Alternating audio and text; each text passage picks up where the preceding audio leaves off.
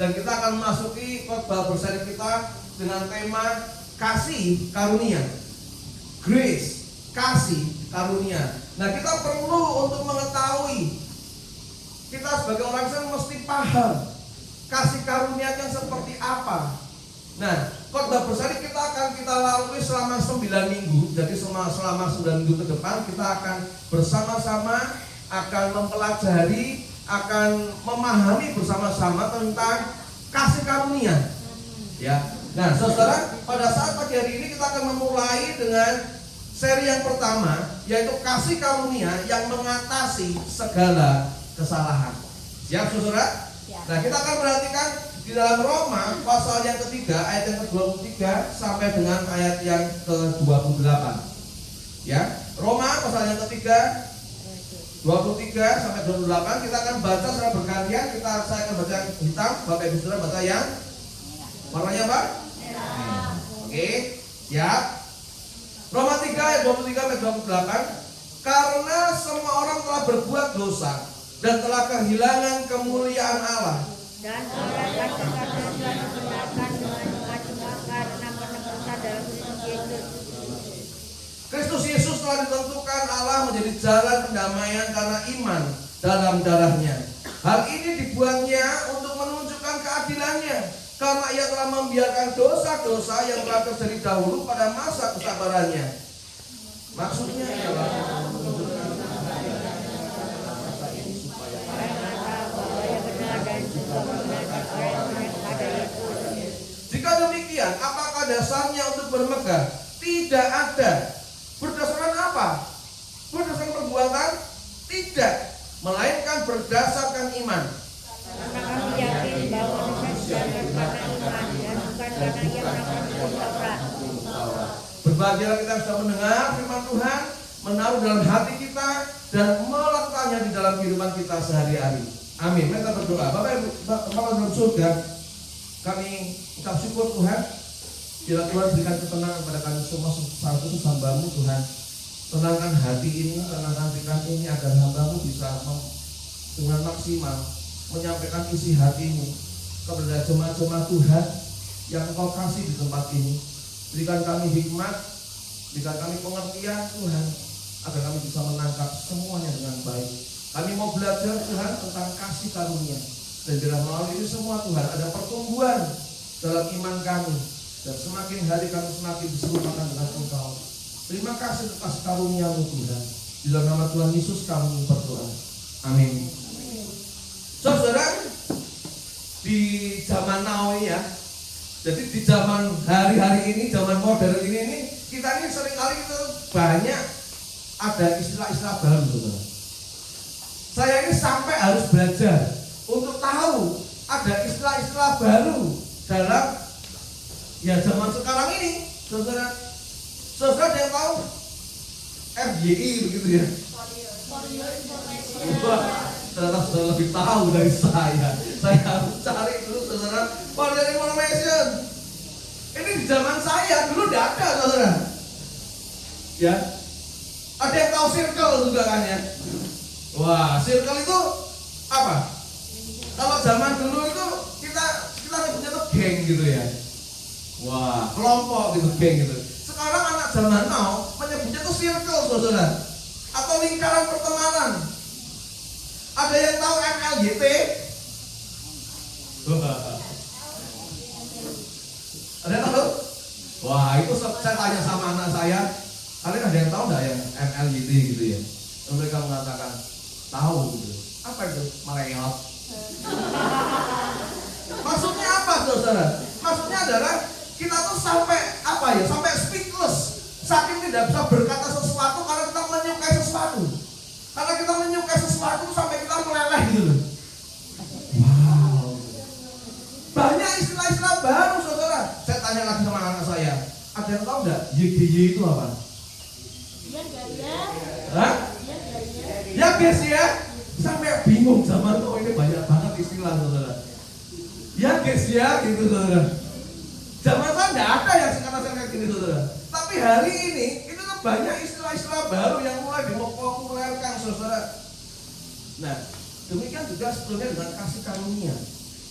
Kasih kasih karunia, kata kasih karunia itu bukan istilah baru, saudara.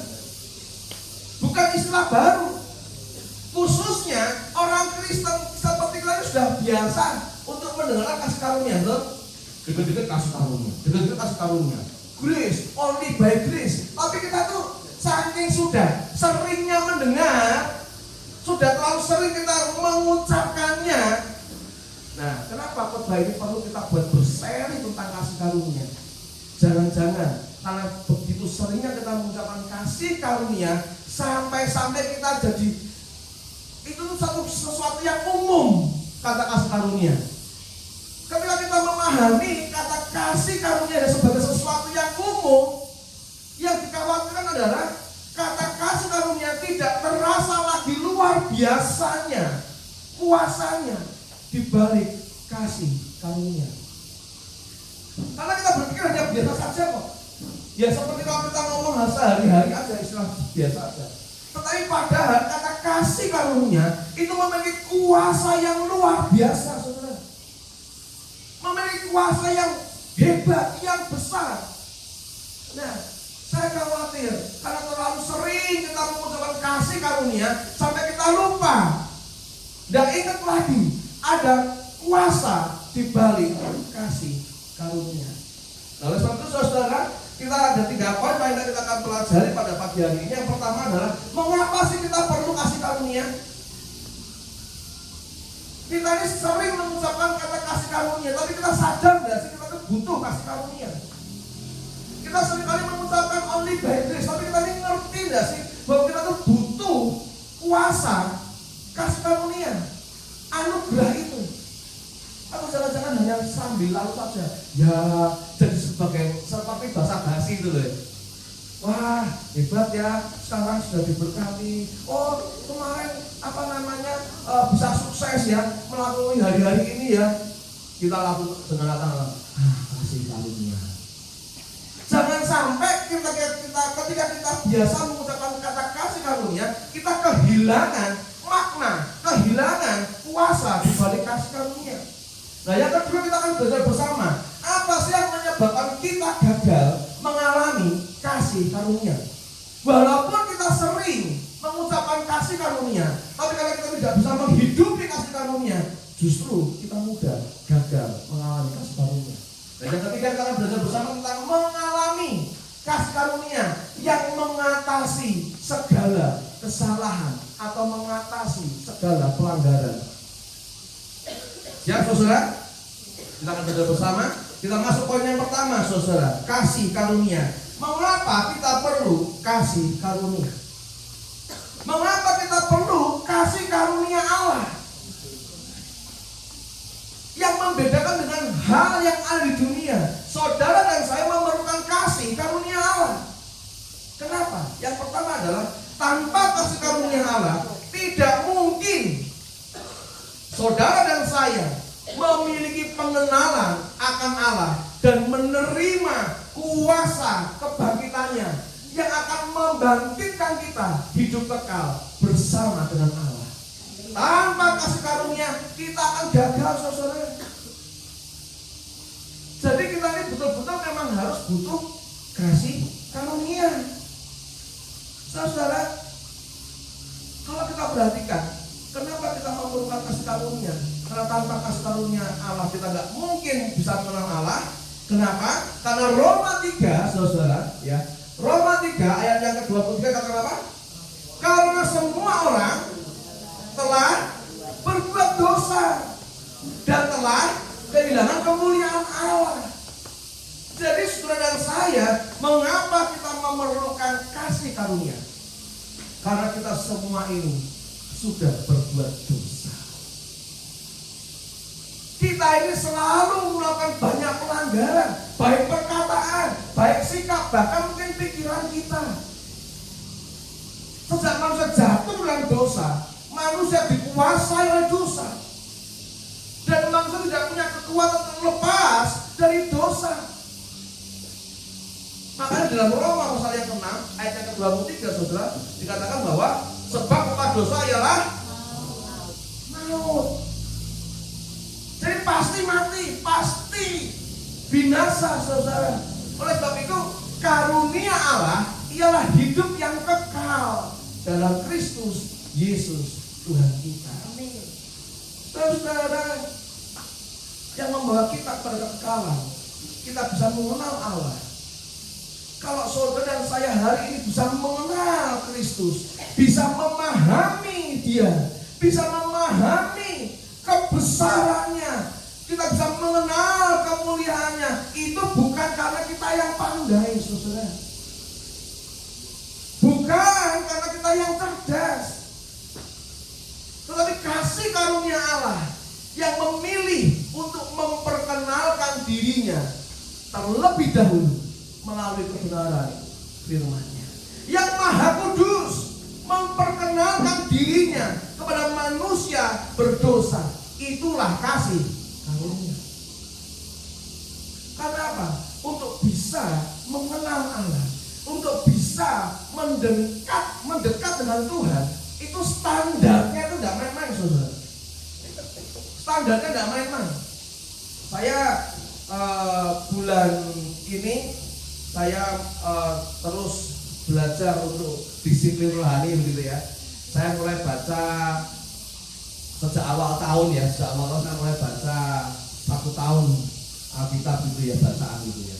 Dan bulan ini sudah tiba di dalam kitab Imamat, saudara. Nah, ketika saya membaca kitab Imamat ini, saudara, stres saya, saudara. Karena melihat apa? Standarnya Allah supaya manusia berkenan di hadapannya, itu standarnya luar biasa, saudara. Bahkan ketika anaknya Harun salah melakukan ritual keagamaan pada waktu itu, ya, salah menyalakan api, 2 anak Harun harus mati, saudara. Tidak cuma itu, saudara. Sudah begitu, si Harun dibilang tidak boleh berbuka. Jadi ini standarnya ini betul-betul untuk bisa dekat dengan Tuhan, itu tuh luar biasa berat, saudara. Standarnya tuh rumit, saudara. Dan ketika saya baca itu, saya ya ampun Tuhan, ini kitab Imamat ini betul-betul ternyata syaratnya, standarnya untuk bisa dekat dengan Tuhan, itu mustahil manusia bisa melakukan dengan sempurna.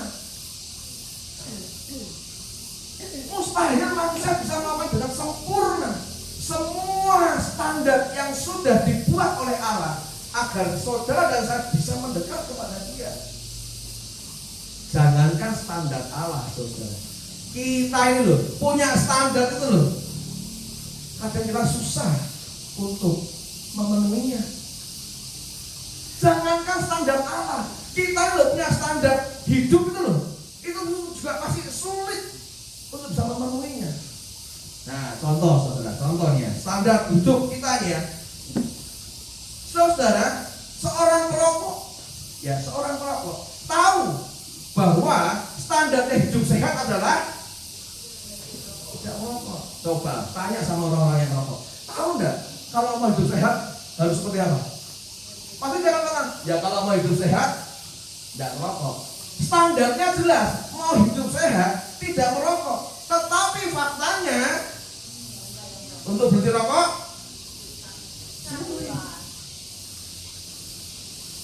kita para perokok tahu bahwa standarnya hidup sehat itu tidak bisa terus merokok. Ketika ada orang sekitar, ketika kita merokok, asapnya kena orang sekitar jadi tercemar karena asap rokoknya. Tahu, saudara.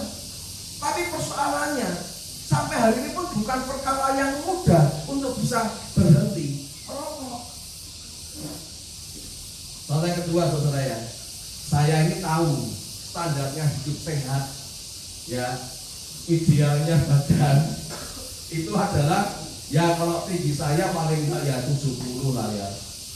Tapi dengan berat badan saya sekarang untuk sampai ke 70 itu butuh perjuangan setengah mati, saudara.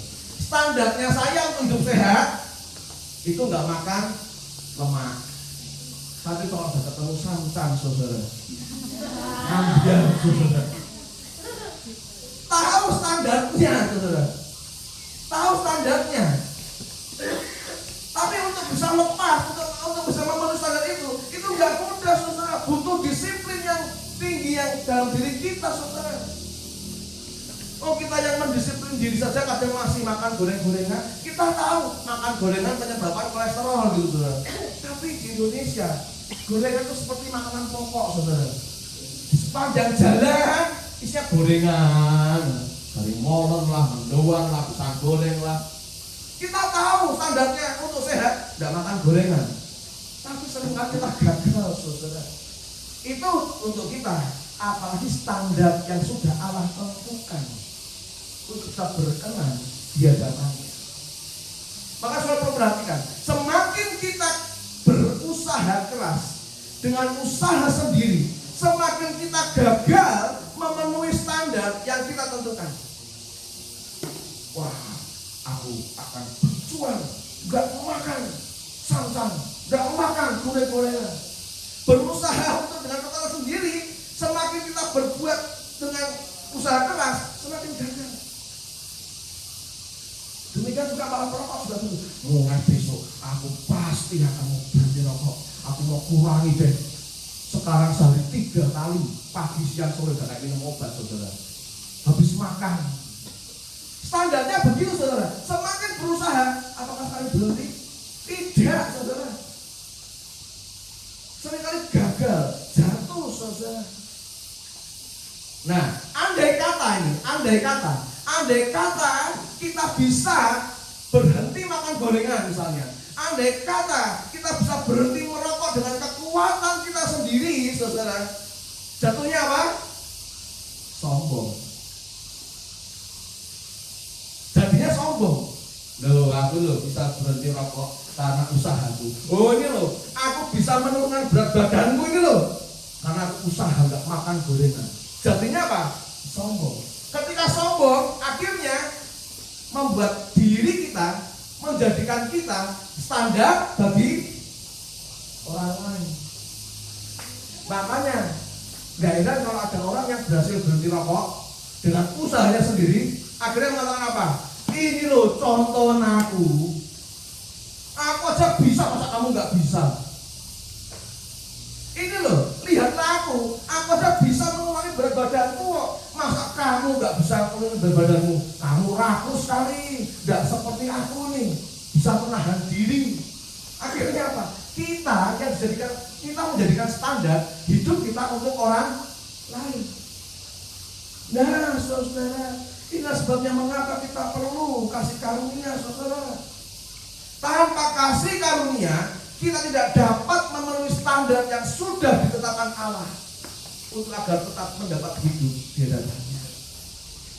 Demikian juga kita perlu kasih karunia, menyadari kita butuh kasih karunia supaya kita tidak jatuh ke dalam kesombongan, lalu menjadikan diri sendiri standar orang lain. Dulu saya ini pendosa, saya bisa bertobat, nggak bisa berubah. Saudara pasti juga bisa. Jadi standarnya diri sendiri.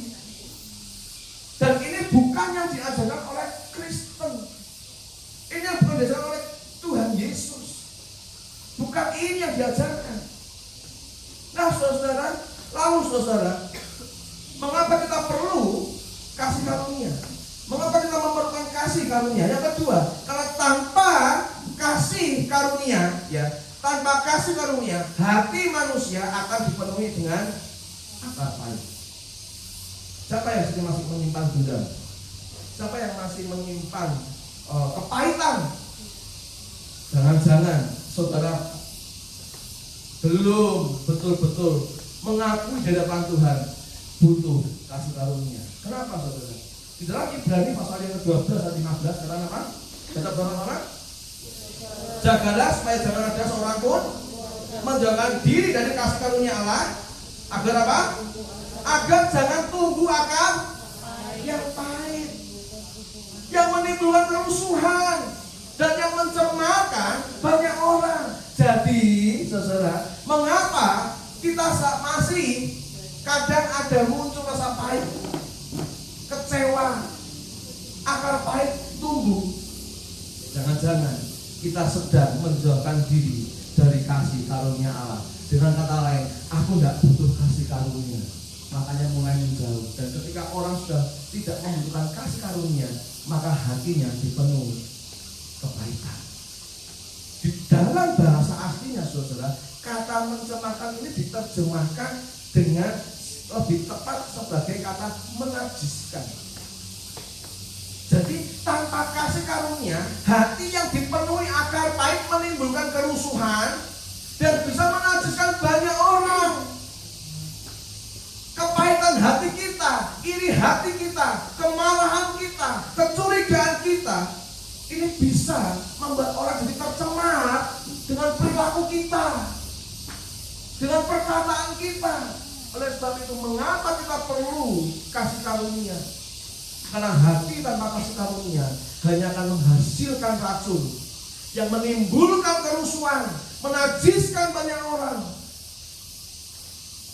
Bisa jadi karena tidak menyadari kasih karunia Allah. Seringkali motivasi kita di dalam setiap pekerjaan kita, pelayanan kita, pada akhirnya tanpa disadari kita lakukan dengan usaha sendiri. Jatuhnya apa? Sombong lagi. Ini saudara. Tanpa kasih karunia, motivasi kita dalam pekerjaan, pelayanan, itu akan membuat kita tanpa disadari kita ini sedang berusaha dengan kekuatan sendiri, bukan menyadari karena kasih karunia Allah. Makanya nggak kaget banyak orang selalu mengatakan, wah pokoknya pelayanan yang terpenting, pekerjaan bisa ditinggal, yang penting Tuhan nomor satu. Hati-hati, pekerjaan kita itu juga untuk melayani Tuhan. Kalau sampai gara-gara pekerjaan, jangan sampai gara-gara pelayanan kita, ya, jangan sampai dalam pelayanan kita, lalu kita mengabaikan pekerjaan kita, lalu orang lain menjadi susah gara-gara kita lebih mengutamakan Tuhan. Dan kita mulai mengabaikan pekerjaan. Maka nggak kaget, banyak orang di luar sana mengatakan, wah jari ini pelayanan. Katanya pelayanan, saudara, tapi pekerjaannya terbengkalai. Nah, hati-hati. Hal yang seperti ini akan membuat saudara semakin jauh dari kasih karunia. Jika saudara melayani tanpa melibatkan kasih karunia Allah, itu hanya akan membawa saudara jatuh pada hal kesombongan. Karena sudah berpikir, aku bisa melayani Tuhan karena aku yang memilih Tuhan, karena aku yang memilih melayani, bukan karena kasih karunia Allah. Nah, yang seperti ini berbahaya, saudara. Oleh sebab itu, Bapak Ibu Saudara, kasih karunia itu tidak sekedar menjadi slogan. Seharusnya kasih karunia tidak sekedar menjadi slogan dan pengetahuan saja, tetapi yang namanya kasih karunia harus bisa dirasakan dan menjadi pengalaman pribadi saudara dan saya bersama Allah. Karena saudara tidak akan pernah bisa berjalan sendiri tanpa kasih karunia Allah. Kalau hari ini kita ada kesempatan untuk bisa dekat dengan Allah, kalau hari ini kita ada kesempatan untuk bisa mengenal Allah, semua itu karena kasih karunia Allah. Bukan karena kau yang memilih, bukan karena kita yang sudah memutuskan, bukan. Tapi kasih karunia Allah yang bekerja dalam diri kita. Itulah mengapa kita perlu kasih karunia Tuhan. Mengapa kita penting sekali memiliki kasih. Kita menyadari untuk memiliki kasih karunia Allah. Itulah pentingnya. Nah, saudara, poin yang kedua adalah apa sih yang menyebabkan kita ini tidak dapat mengalami kasih karunia Allah. Wah, Pak, saya ini sudah terlalu, saya itu sering untuk mendengar kata kasih karunia. Pak, saya itu sudah paham lah mengenai kasih karunia. Bahkan saya di rumah saya, Pak, saya kasih tulisan only by grace begitu, Pak.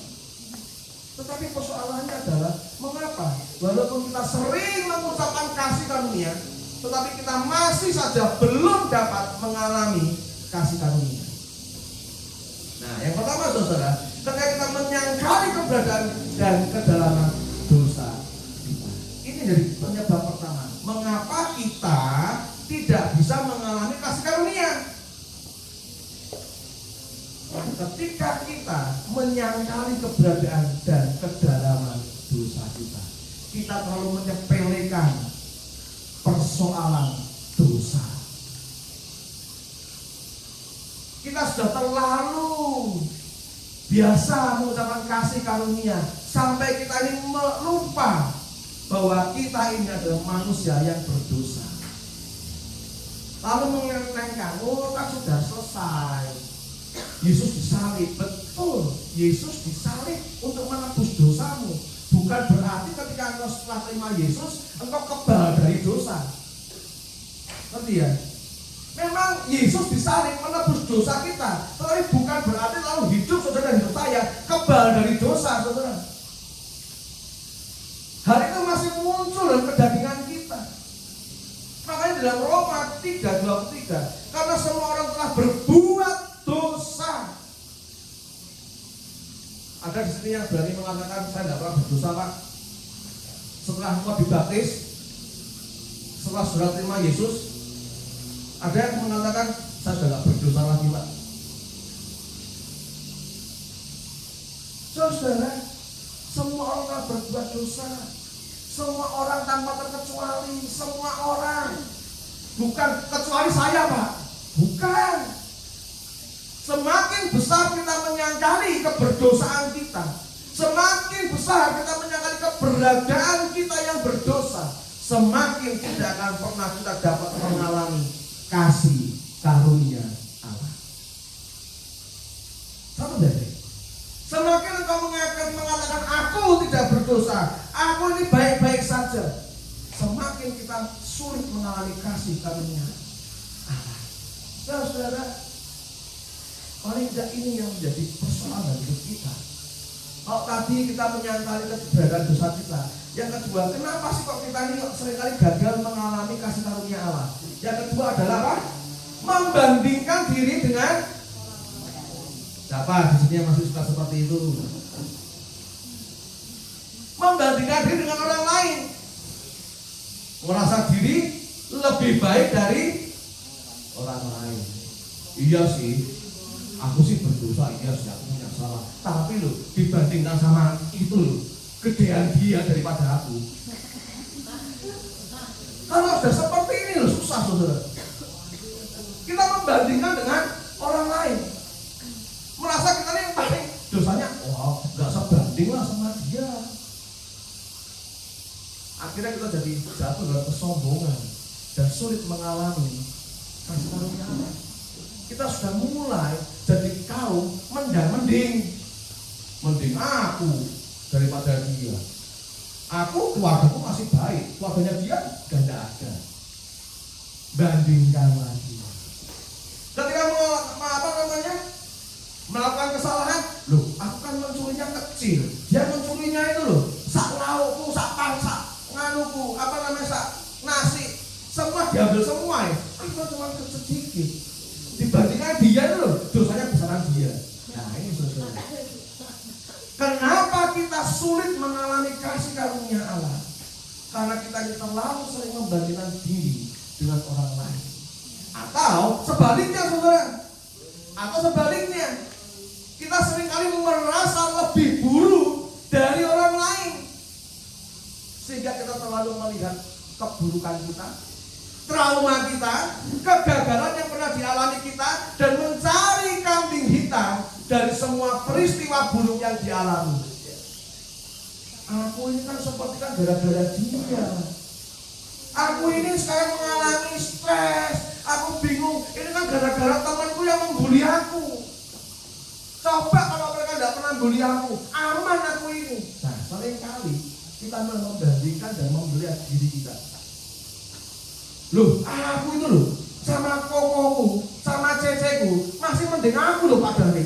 Harusnya mereka yang masuk ke RP Pak, bukan saya Pak. Berapa banyak penyampaian seperti ini? Loh, yang harusnya masuk di sini itu adalah anakku Pak, bukan aku Pak.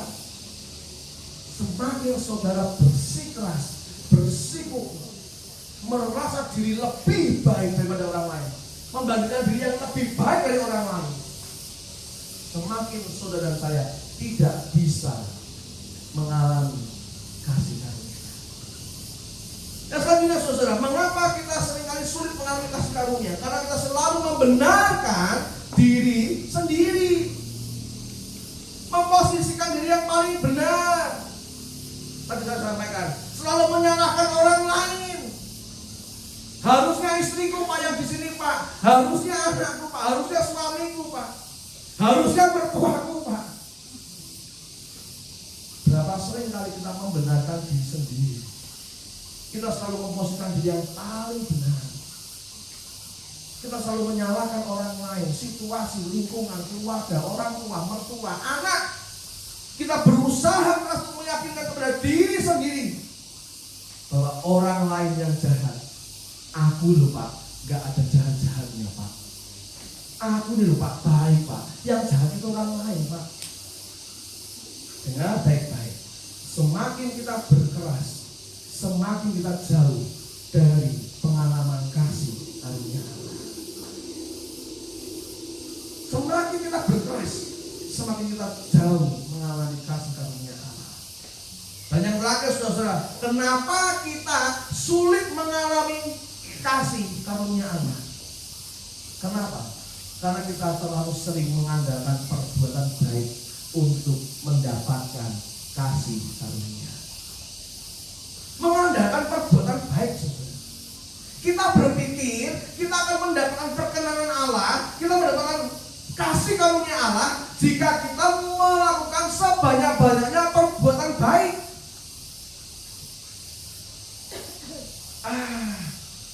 Aku akan terus perbuatan baik supaya saya dapat kasih karunia Allah. Padahal enggak gitu konsepnya saudara. Kalau saya perhatikan di dalam Roma 3 ayat 27 kata apa? Jika demikian, apakah dasarnya untuk bermegah? Tidak ada. Berdasarkan apa? Perbuatan? Tidak. Melainkan berdasarkan iman. Seperti ayat 28. Karena kami yakin bahwa manusia dibenarkan karena iman dan bukan karena ia melakukan hukum Taurat. Jadi dasar iman kita, dasar kasih karunia kita itu bukan karena kita berbuat baik terlebih dahulu baru mendapatkan kasih karunia. Bukan itu saudara. Makanya enggak heran banyak gereja mengajarkan demikian saudara. Kalau mau mendapatkan perkenanan Allah harus bisa berbahasa roh. Karena kalau tidak berbahasa roh enggak dapat perkenanan Allah. Saudara, ini jadi sebuah hukum Taurat yang baru. Jadi kalau kita berbicara mengenai hukum Taurat, ini bukan sekedar hukum Taurat yang ada di dalam perjanjian lama. Hari ini pun mungkin kita ini sedang menciptakan hukum Taurat untuk diri kita sendiri. Atau mungkin gereja membuat satu hukum Taurat untuk gerejanya sendiri. Yaitu tadi, kalau mau dapat kasih karunia Allah, mau dapat perkenanan Allah, harus bisa menyembah dalam roh, pakai bahasa roh. Kalau kamu mau diberkati Tuhan, kalau engkau rindu mendapatkan berkat yang berlimpah-limpah, kasih persembahan, kasih perpuluhan, terlibat pelayanan. Kalau rumah tanggamu mau diberkati Tuhan, libatkan dirimu dalam melayani Tuhan. Ini jadi Taurat yang baru saudara. Perbuatan-perbuatan yang kita lakukan itu baik, tapi menjadi Taurat. Karena kita memikir kalau kita pakai itu kita dapat perkenanan Allah. Ada juga bisa yang mengatakan kalau kamu mau diberkati hari ini, mari bangun jam 4 pagi saudara. Bangunkan matahari. Jam 4 pagi berdoa subuh, kita gedor pintu surga agar Tuhan beri perkenanannya, agar Tuhan kasih karunia-Nya, agar sepanjang hari ini rezeki mengalir, berkat mengalir. Apakah seperti itu, saudara? Saudara, ya perhatikan, ya semua yang tadi saya sebutkan itu adalah perbuatan baik. Yes, kita bisa kasih perpuluhan, perbuatan baik. Kita bisa kasih persembahan, itu perbuatan baik. Kita bisa bangun pagi, itu sudah perbuatan baik.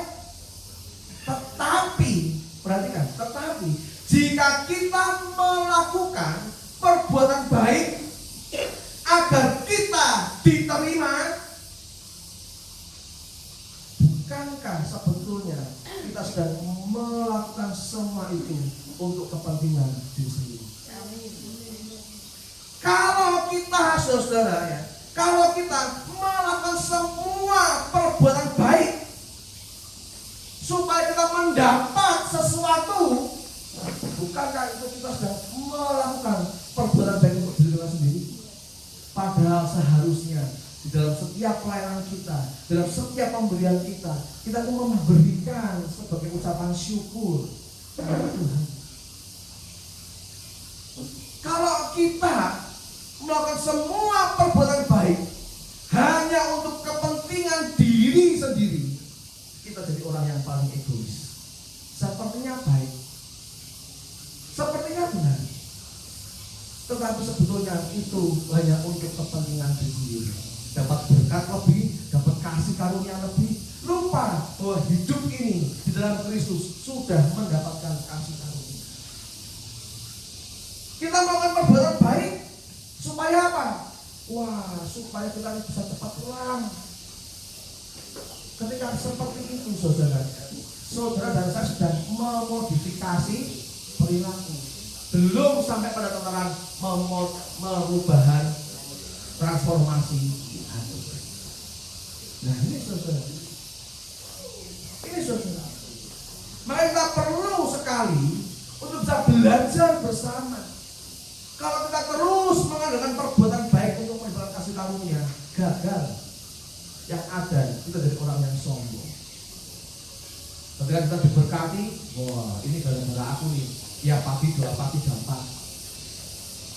Wah, kalau saudara mendapatkan sesuatu yang mengesankan gitu ya, dapat mujizat kesembuhan gitu misalnya ya, wah dapat mujizat kesembuhan, oh ini gara-gara aku ini penyembahan pakai bahasa roh. Selalu seperti itu. Akhirnya apa? Saudara dan saya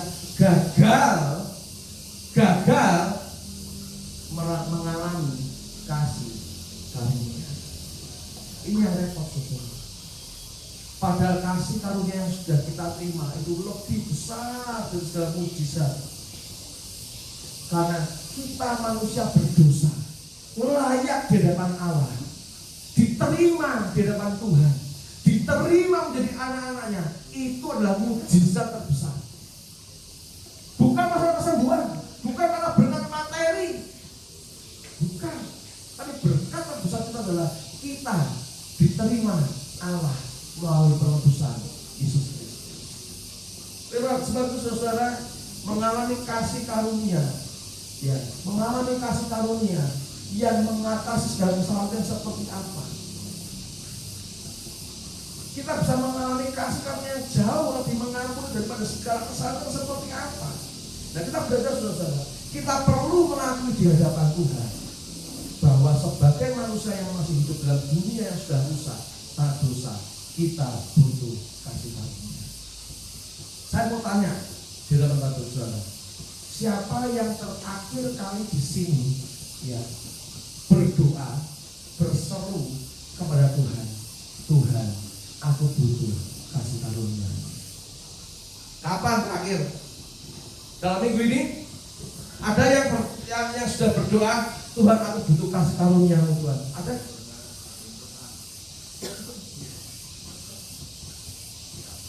Saudara, kalau saudara dan saya ingin mengalami kasih karunia, kita harus menyadari bahwa kita butuh kasih karunia. Kalau kita nggak pernah butuh kasih karunia, ya bagaimana kita bisa mengalami kasih karunia? Kita aja selama ini ternyata nggak pernah minta sama Tuhan, Tuhan aku butuh kasih karuniamu Tuhan. Kita hampir nggak pernah. Kita hanya berpikir, Tuhan aku butuh pulang, Tuhan aku butuh sembuh, Tuhan aku butuh mujizat, Tuhan aku butuh ini, butuh itu. Tapi kita nggak pernah berseru, Tuhan aku butuh kasih karunia. Saudara, kita perlu mengaku di hadapan Tuhan. Kita ini manusia yang masih hidup dalam dunia yang sudah rusak karena dosa.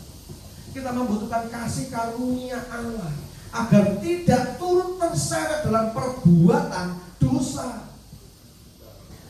Kalau kita tidak pernah merasa butuh kasih karunia Tuhan, bagaimana kita bisa mendapatkan pengalaman kasih karunia Allah? Saya haus nih misalnya. Saya haus, kita butuh air minum. Saya tahu di tempat ini yang punya air minum yang paling dekat adalah saya misalnya. Saya haus banget gitu saudara.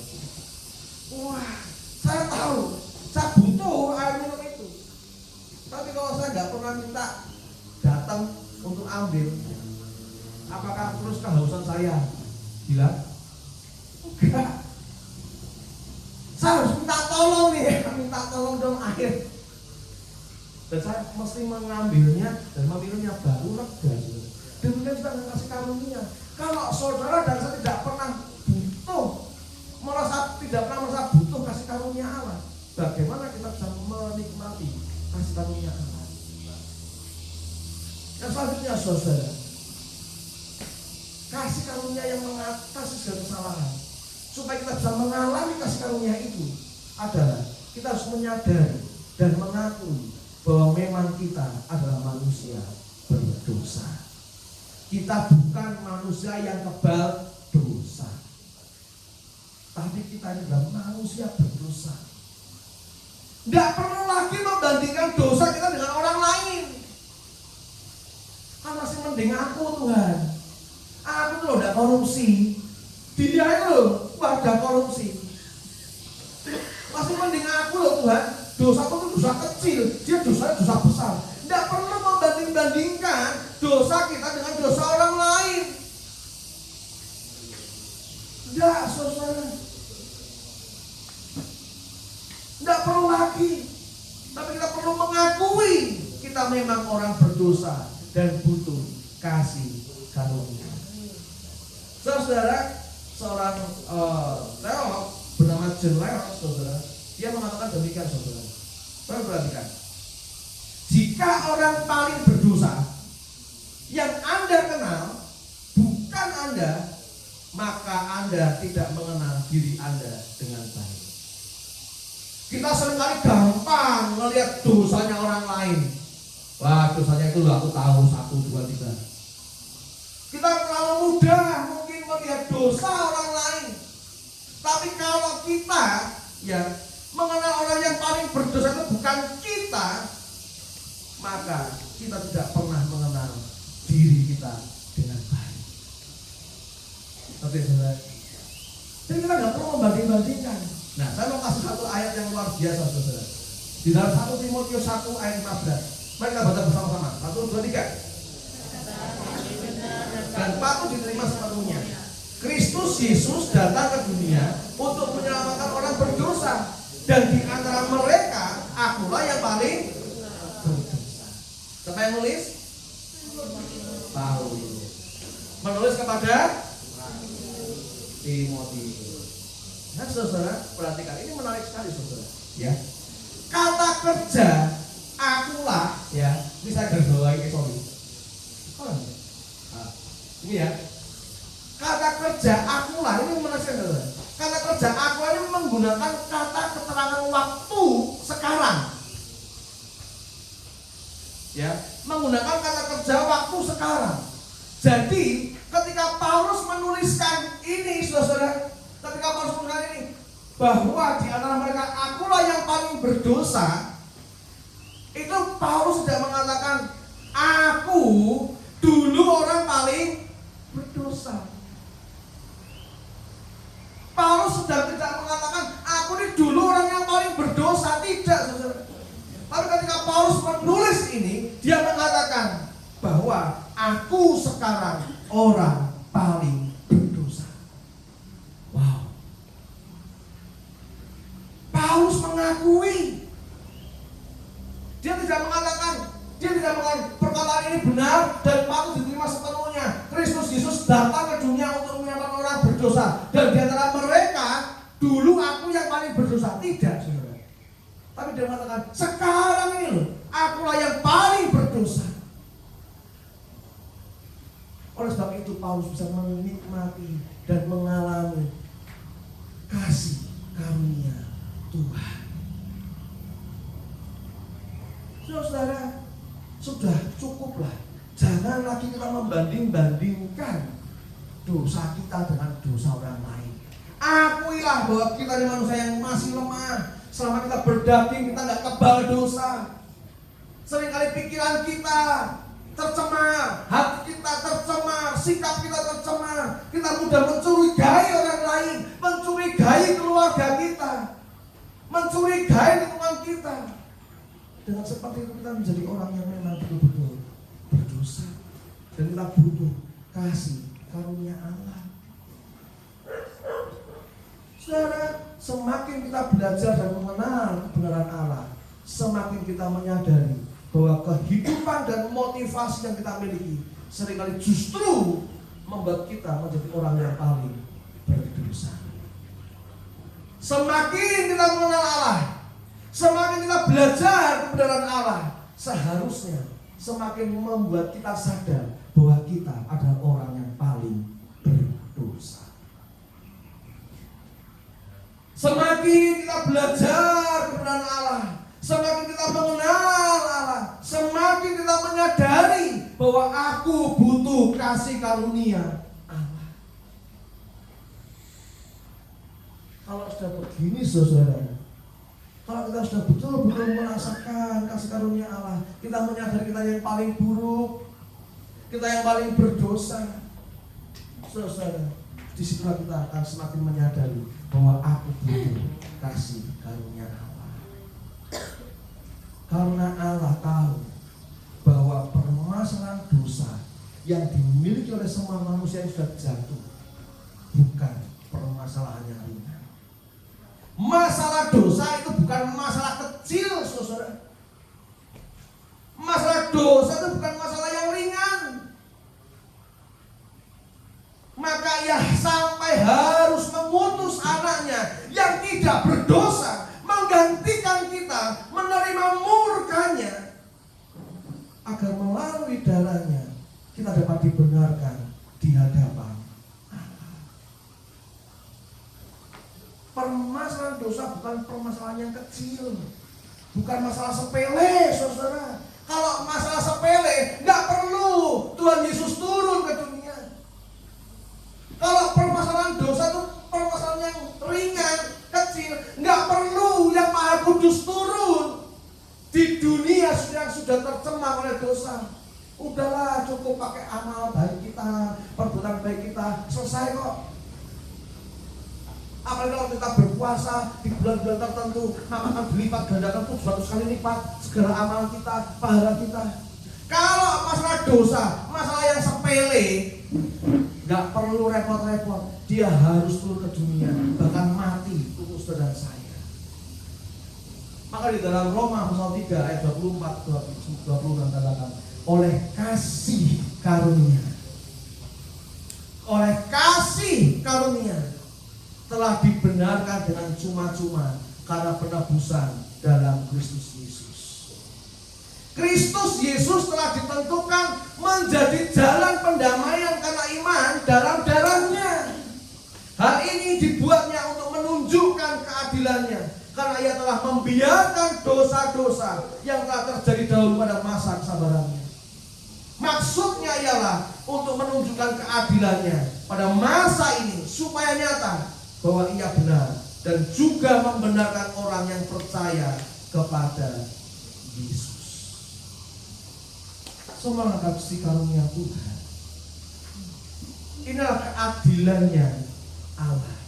Saudara perhatikan, karena satu orang jatuh dalam dosa, maka semua orang harus menanggung kutuk, menanggung murka Allah.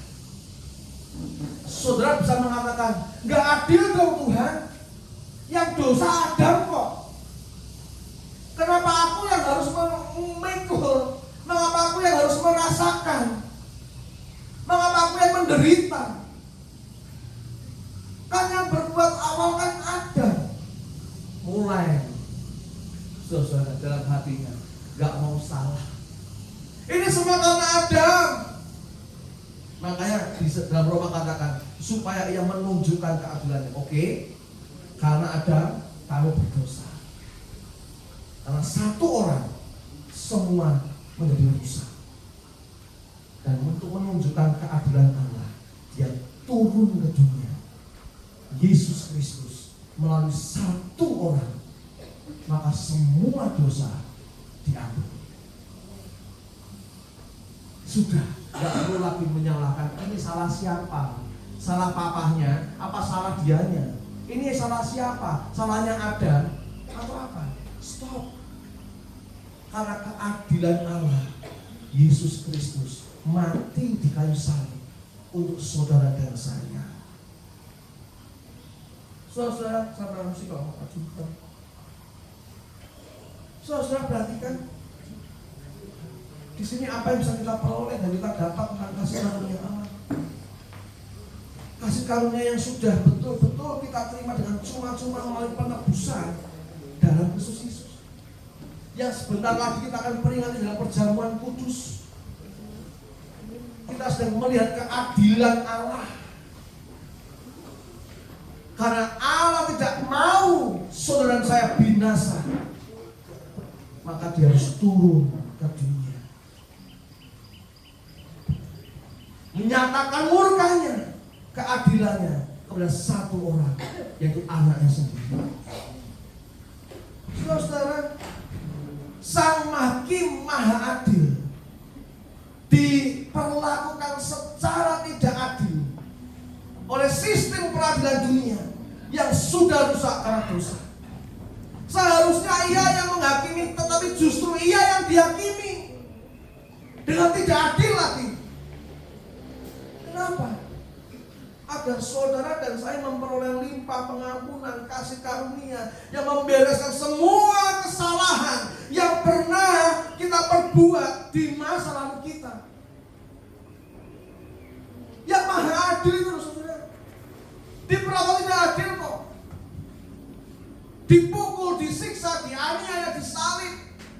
Sang hakim justru dihakimi dengan tidak adil.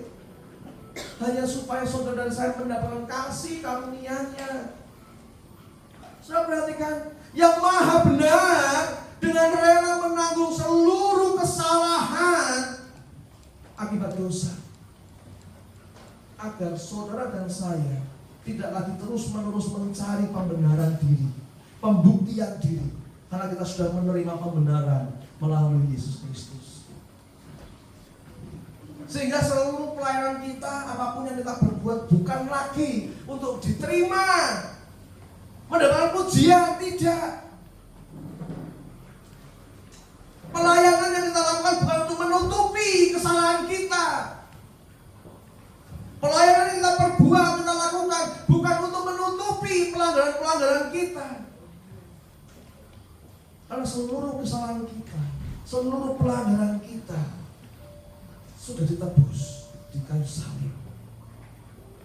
Darah sucinya yang menetes di sepanjang jalan menuju puncak bukit penyalipan sudah menutupi seluruh kesalahan yang pernah kita perbuat di sepanjang hidup kita. Dan kita diubahkan tidak lagi serupa dengan dunia ini, melainkan sudah berjalan menuju keserupaan dengan Kristus. Itulah sebabnya saudara, melalui darahnya yang sudah tercurah, kita dapat menghampiri kasih karunia dan mengalaminya. Saat untuk menggunakan ayat Ibrani 4:16, saudara. Saudara perhatikan, akan kita baca bersama-sama Ibrani 4:16. Sebab itu marilah kita penuh dengan keberanian menghampiri tahta kasih karunia, supaya kita menerima rahmat dan menemukan kasih karunia untuk mendapat pertolongan kita pada waktunya. Amin saudara. Kasih karunia sudah diberikan untuk saudara dan saya. Gak perlu lagi kita sungkan untuk menghampiri tahta, karena aku ini masih berdosa. Aku nanti aku kalau mau berdoa, kalau aku sudah gak berbuat dosa lagi. Nanti ya, aku mau pelayanan nih kalau hidupku sudah benar. Tetapi hari ini saudara dan saya diberi keberanian untuk menghampiri tahta kasih karunia melalui darah Yesus Kristus. Karena kasih karunia-Nya, kita selalu memiliki harapan baru dalam perjalanan iman kita. Kasih karunia Kristus setia menopang dan menguatkan iman kita, baik dalam hidup ini bahkan sampai kematian tiba menjemput kita. Tidak ada lagi kesalahan yang dapat menghalangi kita untuk diadopsi menjadi anak-anak Allah. Amin saudara. Amin saudara. Beri kemuliaan buat anak kita. Kita syukur karena kasih karunia-Nya menopang kita, menguatkan kita. Bahkan dalam hidup ini sampai kematian pun, ketika ajal menjemput kita, kita dilayakkan menjadi anak-anak Allah. Mari kita satu pujian lagu baru yang baru pertama kita akan menyanyikan di ibadah ini.